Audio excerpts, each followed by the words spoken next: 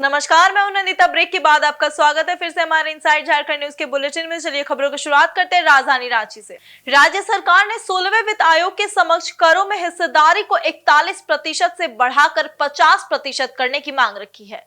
वहीं 4 दिवसीय झारखंड के दौरे के तीसरे दिन शुक्रवार को रांची में आयोजित संवाददाता सम्मेलन को संबोधित करते हुए 16वें वित्त आयोग के अध्यक्ष डॉक्टर अरविंद पनगड़िया ने कहा कि 15वें वित्त आयोग ने करों में हिस्सेदारी का 41% राज्यों के लिए और 59% केंद्र के लिए तय की थी।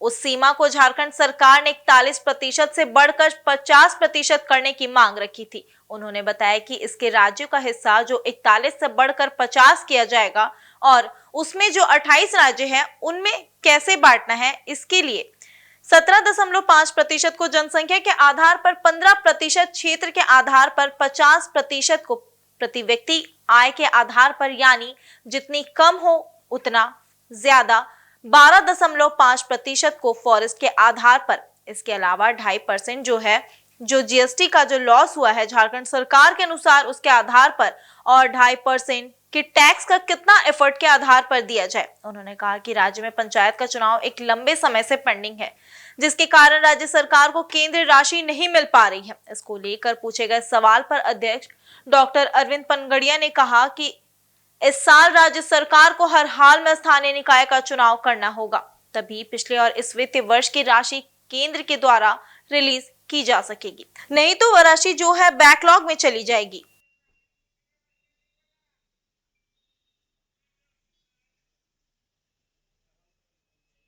रेवोल्यूशन पे दी है वो हमेशा मानी गई और उनका इम्प्लीमेंटेशन भी हुआ है 100%। फ्रांस के विषय में जो है, क्योंकि फ्रांस जैसा मैंने पहले बताया वो सेंट्रल गवर्नमेंट के बजट में से आती है, वो रेवोल्यूशन उसमें से नहीं है जो कॉमन पूल है उसमें से, वो सेंट्रल गवर्नमेंट के बजट से आता है। तो सेंट्रल गवर्नमेंट कंडीशंस करेगा, कुछ कंडीशंस हो सकता है कि कमीशन की हो, जैसे 15वें कमीशन ने लोकल बॉडी ग्रांट्स पे ये कंडीशन लगाई थी कि खासतौर से लताफी के 2 साल के लिए कि इलेक्शन होना जरूरी है, लोकल बॉडीज का इलेक्शन होना जरूरी है। उस कमीशन का ये सोचना था कि अल्टीमेटली इसका जो ग्रांट्स इसलिए दी जा रही हैं कि लोकल बॉडीज को डिवोल्यूशन हो, फंक्शंस और रिस्पांसिबिलिटीज लोकल बॉडीज को इन्वॉल्व की जाएंगी। तो अगर इलेक्शन ही नहीं हो रहा है तो रिप्रेजेंटेटिव्स को रेवोल्यूशन हो ही नहीं सकता, इसलिए इसमें कंडीशन लगाई थी कि अगर इलेक्शन नहीं होता है तो आगे के 2 साल में पैसा फिर नहीं दिया जाएगा। तो कुछ पैसा जो है रखा हुआ है वो उस कारण से। कुछ स्टेट्स का दूसरे इश्यूज हैं कि अगर स्टेट स्पेसिफिक ग्रांट दी गई, क्योंकि सेंट्रल के से आ रही है, सेंट्रल निर्णय लेता है इस बात पे कि मैं रिलीज करता हूँ। वहीं गमरिया स्थित आरडी रबर क्लेम कंपनी में मैनेजमेंट द्वारा मजदूरों के शोषण मामले को लेकर पूर्व ईचागढ़ विधायक अरविंद सिंह द्वारा लगातार आवाज बुलंद किए जाने के बाद सत्ता पक्ष के नेताओं का भी भरपूर समर्थन मिल रहा है। इस मामले को लेकर पश्चिम सिंहभूम सांसद जोबा मांझी मजदूरों से मिलने पहुंची। आरडी रबर रिक्लेम कंपनी में मजदूरों के बकाया वेतन, पीएफ, एएसआई भुगतान नहीं करने, फाइनल सेटलमेंट लंबित रखे जाने संबंधित मामले को लेकर जोबा मांझी ने मजदूरों से मुलाकात की और उन्हें आश्वासन दिया कि हर हाल में उन्हें उनका हक और अधिकार दिला के रहेंगी। वहीं सांसद ने कहा कि कंपनी प्रबंधन और मालिक मजदूरों के साथ अमानवीय व्यवहार कर रहा है, जिसे बर्दाश्त नहीं किया जाएगा और अब प्रबंधन पर भी कड़ी कार्रवाई होगी। इधर ईचागढ़ पूर्व विधायक अरविंद सिंह ने कहा कि प्रबंधन के मनमाने रवैये के चलते मजदूरों का जीना दुश्वार हो रहा है, लेकिन प्रबंधन ध्यान नहीं दे रही। वहीं अरविंद सिंह ने कहा कि अब वक्त आ गया है कि मजदूरों के हक के लिए आर पार की लड़ाई होगी। इस मौके पर कांग्रेस के वरीय नेता सह सांसद प्रतिनिधि केपी सोरेन, जगदीश नारायण चौबे आदि मौजूद थे।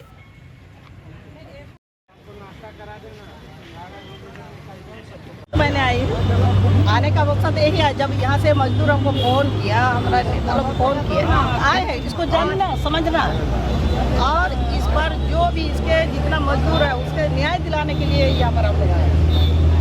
इसलिए एक फैक्ट्री घुसना है और घुस करके सारा परिस्थिति को समझना है और आप इतना यहाँ का जो क्या बोले मजदूर को क्या आप किस तरह से रख रहे हैं, क्या आप दे रहे हैं, इसको जानना होगा और जो सरकारी मजदूरी है उसको देना पड़ेगा। आएगा हम लोग आने के बाद डरा दे, अब आएंगे ना अगला बार आएंगे उसको भी बुलाएंगे यहाँ पर। अभी आए तो बहुत भौतिक स्थिति तो आप देख रहे हैं ना, सामने में तो उसका दिखा रहा है कुछ और काम हो रहा है और कुछ। आज जितना यहाँ मजदूर है, जो रिटायर है, जो काम कर रहे हैं, सब खड़े हैं। ये लोग का स्थिति तो अच्छी नहीं है। इसके लिए उसको हम लोग सुधारना है। उसको जो सरकारी प्रावधान, उस प्रावधान के तहत इसको लाभ दिलाना ला रहे हैं। मजदूरों का हक अधिकार नहीं दे रहे हैं, हाथ कट जा रहा है, PF नहीं मिल रही है, ग्रेच्युटी नहीं मिल रहा है और सारी चीज़ें, और मिनिमम वेज नहीं मिल रहा है। उसके बाद मालिक किसी से बात नहीं करता है, डराने धमकाने का यहाँ कार्य हो रहा है। काफ़ी नाराज़गी है। हम लोग इसका को टेकअप किए हैं।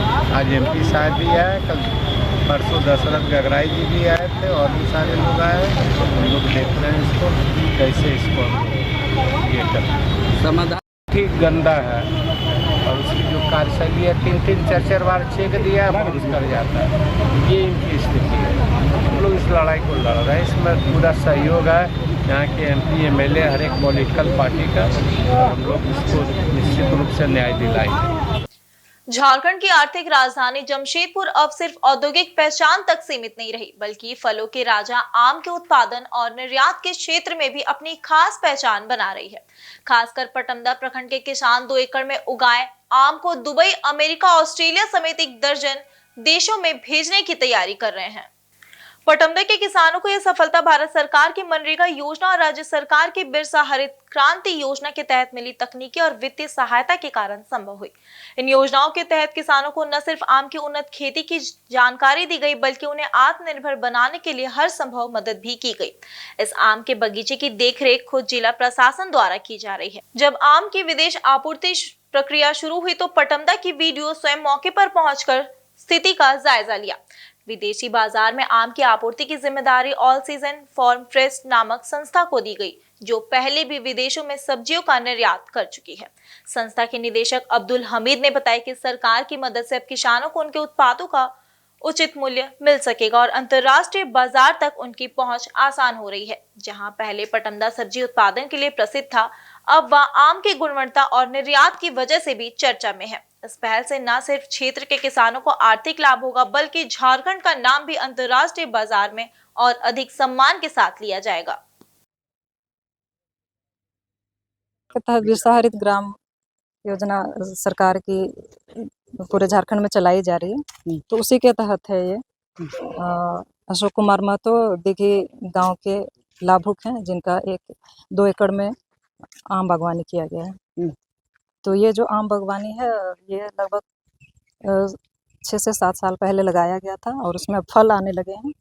तो कभी कभी होता ये है कि जो लाभुक हैं उनको बाजार नहीं मिल पाता है। तो ऐसी स्थिति में हमारे DC सर और DDC सर की पहल पर इस बार जो क्रेता हैं उनको डायरेक्ट लाभुक से जोड़ने की पहल की गई है, और जो क्रेता हैं वो डायरेक्ट यहाँ लाभुक के बागान में आते हैं, उनसे मिलते हैं और अपना रेट तय करके वो उनका जो है आम उनको खरीदा। ये बगीचा मनरेगा के तहत झारखंड सरकार का बिरसा हरित क्रांति के तहत है। तो हमारे जिला के उपायुक्त और DC सर और DDC सर का प्रयास है, क्योंकि पहले जो ये किसान थे ये लोकल जो बाज़ार में बेच दिया करते थे, तो उनको उच्चतम मूल्य नहीं मिलता था। तो DD और DDC सर का प्रयास था कि उनको डायरेक्ट विक्रेता से जोड़ा जाए और उनका सही मूल्य देखा जाए। जब हम और उसके लिए उन्होंने एक प्रोग्राम किया था प्रखंड वाइज, और हम लोगों ने जब जाके बगीचे को विजिट किया तो यहाँ तरह तरह के आम थे, जैसे मलिका हो गया, आम्रपाली हो गया, हेमसागर हो गया, लंगा। तो आम की क्वालिटी अच्छी थी और फार्मिंग भी अच्छे तरीके से किया गया था। तो हमारा प्लान है कि जमशेदपुर उसके आसपास के इलाके और देश और विदेश में भी इस आम को भेजा जाए। राष्ट्रीय सूडी संघ के अध्यक्ष एवं RTI संघ के महासचिव कीर्तिवास मंडल को पोटका क्षेत्र में किए गए एक RTI आवेदन के बाद लगातार धमकियां मिल रही है। समाज के लोगों ने इस मामले को गंभीरता से लेते हुए जिला उपायुक्त से इसकी निष्पक्ष जांच और दोषियों की शीघ्र गिरफ्तारी की मांग की है। वहीं कीर्तिवास मंडल ने पोटका क्षेत्र में एक कार्य को लेकर RTI दायर किया था। इसके बाद से उन्हें लगातार अज्ञात लोगों द्वारा फोन पर धमकियां दी जा रही है और मामले से दूर रहने की चेतावनी भी दी जा रही है। समाज के लोगों का कहना है कि कीर्तिवास मंडल पूर्व में भी कई घोटालों को उजागर करने के लिए RTI का सहारा लेते रहे हैं। ऐसे में यह धमकियां लोकतांत्रिक अधिकारों पर हमला है। राष्ट्रीय सूडी संघ के सदस्यों एवं समाज के लोगों ने जिला प्रशासन से मांग की है कि मामले की गंभीरता को समझाते हुए तत्काल प्रभाव से जांच शुरू की जाए और दोषियों को गिरफ्तार कर सख्त कार्रवाई की जाए। वहीं उन्होंने चेतावनी दी कि यदि प्रशासन जल्द कार्रवाई नहीं करता है तो समाज आंदोलन के लिए बाध्य होगा। संघ का कहना है कि पारदर्शिता और जवाबदेही सुनिश्चित करने वाले लोगों की सुरक्षा प्रशासन की जिम्मेदारी है और इसमें किसी तरह की ढिलाई बर्दाश्त नहीं की जाएगी। को लेके आए नेता जी? हम लोग का मामला है, हम लोग राष्ट्रीय सूडी समाज के प्रतिनिधि मंडल सब आए हुए हैं। मामला है हमारे राष्ट्रीय सूडी समाज के जो अध्यक्ष हैं और आरटीआई संघ के महासचिव कीर्तिवास मंडल कुछ विभागीय बोटका में अपना आरटीआई डाला था। आरटीआई का माध्यम से वो कुछ जानकारी लेना चाह रहे थे। आप लोग जानते ही होंगे, इसका पहले भी कीर्तिवास मंडल ने बहुत सारा ऐसे भ्रष्टाचार का मामला उजागर किए। तो जैसे वो आरटीआई डाला उसके कुछ दिन बाद उनको फ़ोन आने लगा कि आप कोटका में आरटीआई करना छोड़ दीजिए, नहीं तो आपका जो अंजाम है बहुत बुरा होगा। किनके द्वारा फोन आया? ये कौन है इसका तो जब तक जांच नहीं होगा कैसे पता चलेगा। अभी उपायुक्त महोदय से मिलेंगे और इस संबंध में इससे बातचीत करेंगे कि भाई वो आदमी कौन है, उसका चिन्हित होना बहुत ज़रूरी है। वो क्यों किया, किसका कहने पर किया और इस षड्यंत्र में कौन कौन आदमी है। आखिर कहीं ना कहीं कुछ तो है, इसलिए वो धमकी दे रहा है। सरायकेला खरसुआ जिले के आदित्यपुर स्थित आशियाना चौक पर सिख समुदाय के द्वारा छबील लगाया गया, जहां राहगीरों के बीच चना शरबत एवं हलवा का वितरण किया गया। वहीं आयोजन समिति से जुड़े सदस्य जसपाल सिंह ने बताया कि प्रतिवर्ष शहीदी दिवस के उपलक्ष्य पर यहां छबील लगाया जाता है। इन्होंने बताया कि इस वर्ष उनके भाई राजू सिंह का निधन हो गया है। यह छबील उन्हीं के द्वारा शुरू की गई थी, जिसे निरंतर जारी रखा गया है।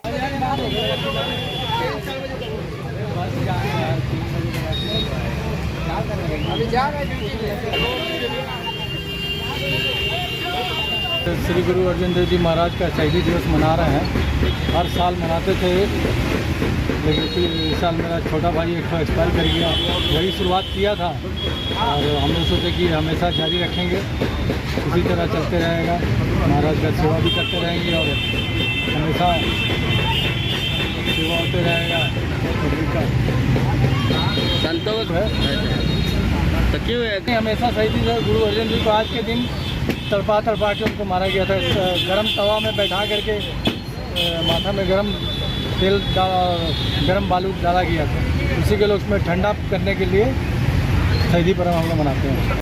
वहीं सिखों के 5वें गुरु अर्जुन देव जी के शहीदी दिवस के मौके पर श्री गुरु तेग बहादुर साहिब जी ट्रस्ट के द्वारा आदित्यपुर औद्योगिक क्षेत्र स्थित सूरज ऑटोमोबाइल मोट क्रूज होटल के पास छबील लगाकर राहगीरों के बीच शरबत, चना, गुड़ और हलवा का वितरण किया गया।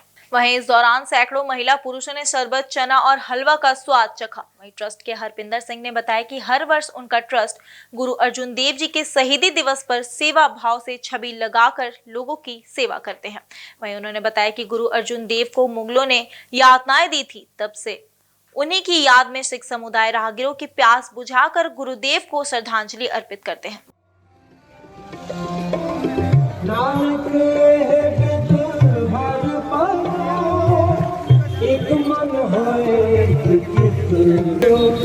गुरु अर्जुन देव जी का शहादत दिवस, मीठा पानी का सेवा करना है ना, हिंदू धर्म का रक्षा के लिए।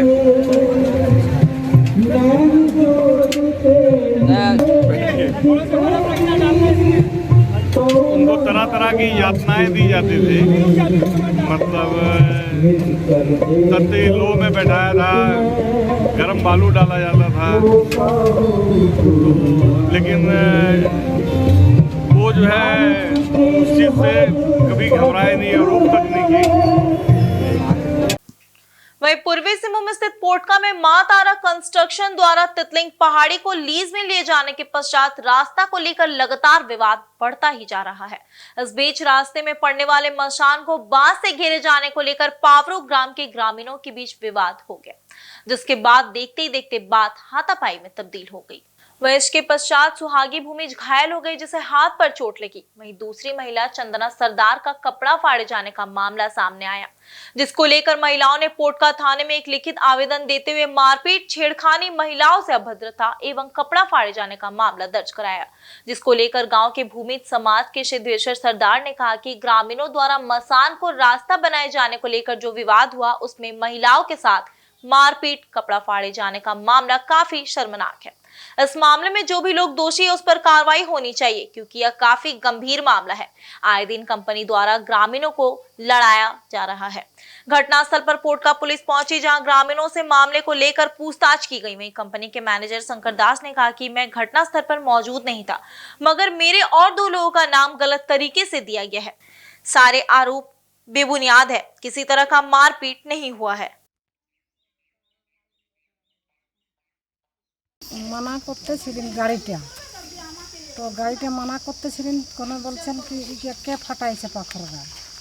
তো আমি বলছি ফাটাটা নাই দেখি, মানে এটা মড়িটা দেখিয়েছি ওই জন্য বলছি।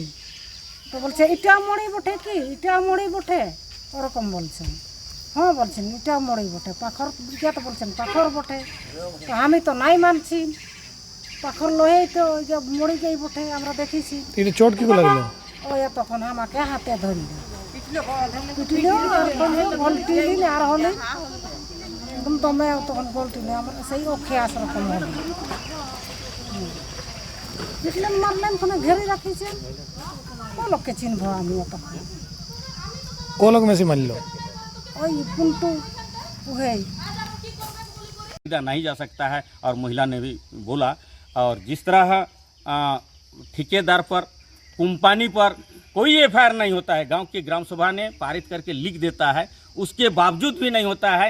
गांव के लोगों को पटाने के लिए आता है, सीओ मैडम आती है पटाने के लिए, थानादार आता है, बीडीओ आता है, और फोर्स तो फोर्स के साथ अभी जो इस बार जो मापी करने के लिए आया है, पता चला कि उस फोर्स के साथ कंपनी का भी फोर्स आया था, तब जाके इतना भीड़ हो रहा था। कोई विश्व सूत्रों से जानकारी हो रहा है कि भाई उसका फोर्स भी ड्रेस बन के इस तरह का ज़मीन छीनने के लिए आ रहा है। और पोटका को सीधा सीधी जो हम लोग के ज़माने में शांति था, अब तो माइनिंग और कॉरपोरेट की दुनिया में सारे लोगों को खरीद लिया है।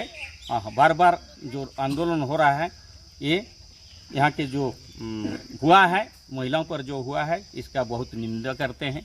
ताकि महिला अपना जल जंगल जमीन के लिए क्षमता विकास हुआ है, सशक्तिकरण हुआ है, महिला समूह है, और उससे वो मुखार होकर आया है। तो इस तरह निरीह रूप पर ओबला सोचकर इस पर हाथ नहीं उठाया जाए, और जो हाथ उठाया है उस पर कार्रवाई होना चाहिए। वहीं आज के बुलेटिन में सिर्फ इतना ही। कल मिलते हैं नए समाचारों को लेकर, तब तक के लिए देखते रहिए इनसाइड झारखंड न्यूज। धन्यवाद।